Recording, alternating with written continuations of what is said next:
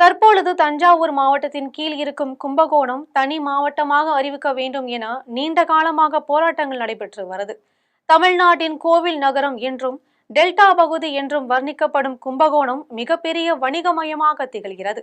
கடந்த அதிமுக ஆட்சியில் தென்காசி, மயிலாடுதுறை, ராணிப்பேட்டை உள்ளிட்ட பல புதிய மாவட்டங்கள் உருவாக்கப்பட்டது. இந்த நிலையில 2021ஆம் ஆண்டு சட்டமன்ற தேர்தலின் போது மு.க.ஸ்டாலின் கும்பகோணம் பகுதியில் தேர்தல் பிரச்சாரம் சென்றார். அப்பொழுது திமுக ஆட்சி அமைத்த 100 நாட்களுக்குள் கும்பகோணத்தை தலைமையிடமாக கொண்டு புதிய வருவாய் மாவட்டம் உருவாக்கப்படும் என தெரிவித்தார்.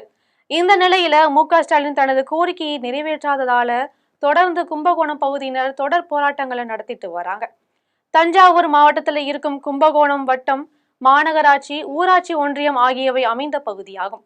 அதிக வருவாய் உள்ள இந்த பகுதியை புதிய மாவட்டமாக உருவாக்க வேண்டும் என சட்டசபையில் மானிய கோரிக்கை மீதான விவாதத்தின் போது திமுக எம்எல்ஏ அன்பழகன் கோரிக்கை விடுத்தார்.